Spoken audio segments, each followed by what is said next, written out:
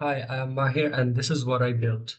Most AI tutors talk at you, Mentora teaches with you. It builds the explanation live, asks you questions, lets you interrupt, and even understands what you mark on the board. This is Mentora, a voice-first tutor built around a shared visual canvas.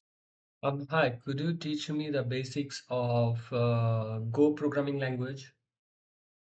O is a compiled language designed for clear, simple programs. This small program prints a message. It starts with package main, imports FMT, and has a main function. Inside main, it uses FMT println to show the message Could hello you go. explain me what's exactly this? You boxed FMT. It is Go's standard formatting package.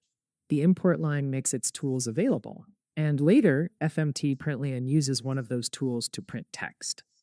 That later line is the one that uses the imported FMT package. Taking the positive square root gives c equals the square root of Could 13. you show me how exactly did you get this? You correctly boxed the last line. Just before it, we have 13 equals c squared. To undo the square, take the square root of both sides. That gives c equals the square root of 13, which is approximately 3.61. What operation undoes the square on c? The system takes three types of input: canvas drawing, type chat, or voice mic. The voice mic gets transcribed by GPT-4 mini transcriber.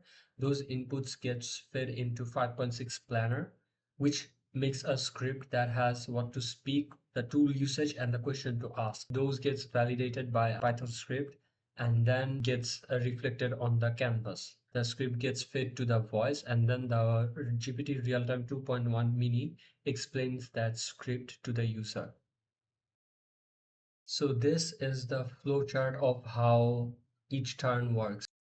The way we engineered the precision to let AI know what the user has marked precisely, we asked the AI to write the content by maintaining a strict protocol, and then we use a Python parser to divide each of the words and lines. Then each word gets an object ID. So that's how the model knows which word is placed where and can work with it precisely.